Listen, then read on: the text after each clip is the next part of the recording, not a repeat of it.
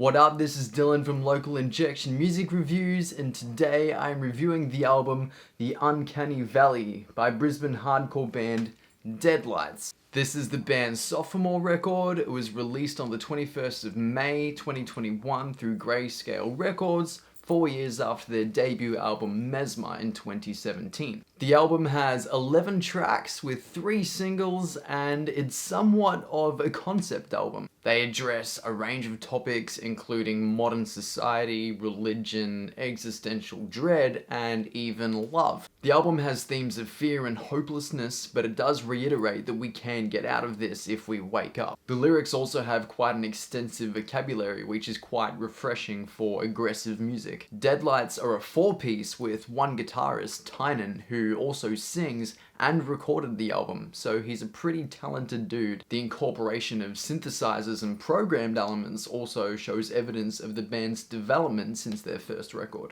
Going through the album, The Uncanny Valley begins with the cinematic title track. It's the perfect opener that builds tension and seamlessly transitions into the next song. It begins with a lone synthesizer playing an unnerving melody before being layered by distant drums and brooding bass. And this dreamy beginning is spearheaded by a sludgy guitar and huge drums that shake you awake. It has quite unusual rhythmic patterns, which is a sign of what to expect from the rest of the album. Then unclean vocalist Dylan comes in with these raspy screams and undeniable conviction. This song really sets the tone for the rest of the album, both musically and lyrically. The Uncanny Valley is an analogy for the world being this dystopian digital landscape as we know it today. You've got the repeated lines, "Welcome to the Uncanny Valley, where the whole universe is perfect, everyone here is happy if you don't look too close." The next song, Schedule 1, has these fast, chaotic verses and a halftime groove for a chorus. You've got frenetic guitar melodies with distorted chugs, erratic drums, and swamping bass, and these eerie, wavering, hollow synths. It's about someone seeking sympathy for drug addiction even though they did it to themselves.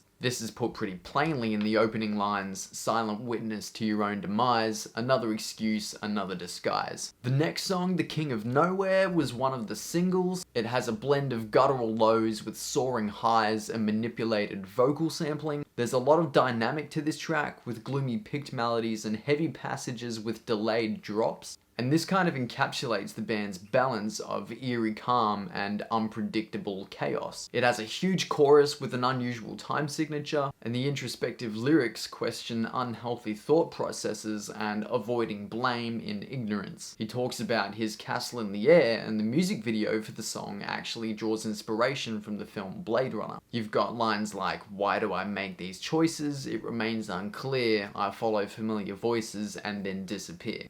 The next song, Born of a Lie, was another single. It's got fast, frantic vocal delivery with beefy riffs and busy drums that push you through this relentless reproach, while the restrained melodic chorus gives you a chance to breathe. This song is a criticism of our generation and the negative impacts of religious faith in the digital age. You've got the repeated line, "Born of a lie, wicked, advanced, unjustified," which kind of reiterates that idea that we're sort of getting ahead of ourselves as a species and suffering the consequences. He also infers that we are too sensitive nowadays in the lines, "I bought into a lie, spoon-fed, cradled, happy child, everything will be alright, blanketed and supervised." The song Contact is one of my favorites on this album. An eerie picked guitar melody and these busy tom fills give an ominous feel to the track. You've got unusual drum patterns and disjointed rhythmic chugs, and it's actually probably the most encouraging lyrics on this pessimistic album. It's about the fear of a higher power, but actually finding true peace within ourselves. You've got the repeated line, "Don't look up, look inside." Another interesting line about how religious faith is often pushed upon other people is in the bridge when he says, "Don't pray for me,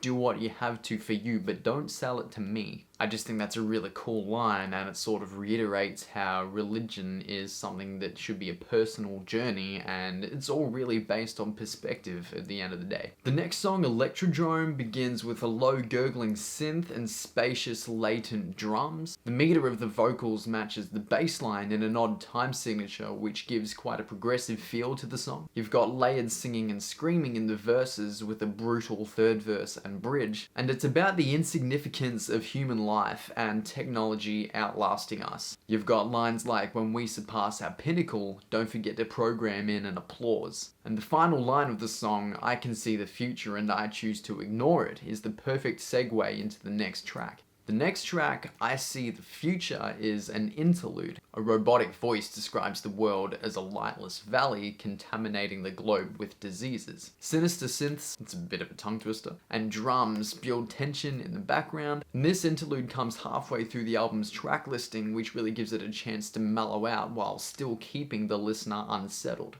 The next song on the album, Echo Chamber, is a personal favorite, and it's actually somewhat of a love song. It's one of the more melodic songs on the album with quite a wholesome message. It's about being grateful for the person in his life who gives him confidence, direction, and light. You've got a catchy polished synth ringing behind distorted strums and textured drums. You've got these powerful high-reaching vocals from Tynan, and Dylan's screams actually take on more of a palpable emotion in this track. It has really interesting lines like, "You can call me crazy, but you know I'm not. I'm just mad with pareidolia. The Rorschach test can never lie. I see you with or without my eyes." The next song, "Sudden Life, Sudden Death," was another single. It's got a stomping groove over technical riffs with disjointed beats and ominous synths. You've got scratchy guitar in the verses and fast muted strums in the chorus with a brutal breakdown, and it depicts the brevity of life and serves as a reminder to live without fear of a certain end. It's kind of this reassurance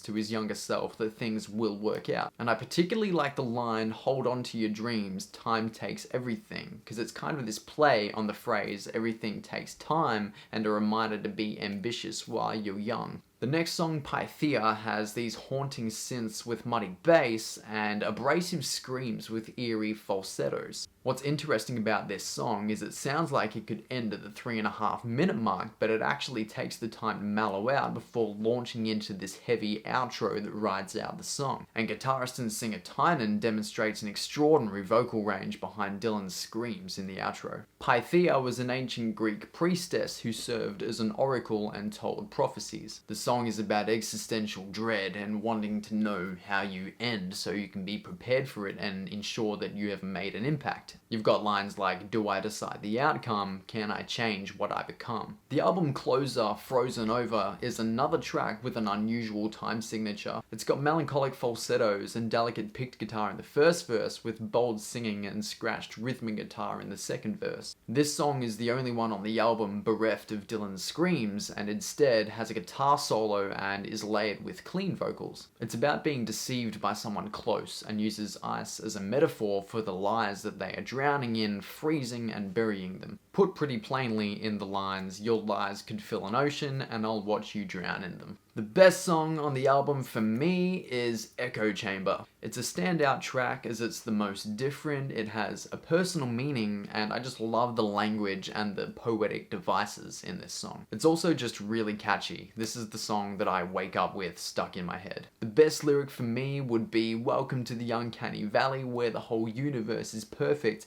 Everyone here is happy if you don't look too close," from the Uncanny Valley. I know I mentioned this line before, it just really stays with you, and it's sad but true. All in all, I would give The Uncanny Valley by Deadlights, I'm gonna do it, 10 out of 10. I cannot fault this album. Each song was carefully written and feels like it belongs. The lyrics are topical and clever. The instrumentation is killer and versatile. And in the wake of a global pandemic, this album beseeches you to turn off and switch on, so to speak, and find true solace within yourself rather than through a screen. So that's it. Local Injection Music Reviews. Thank you so much for watching. Subscribe, like, share. I will see you sometime for another video.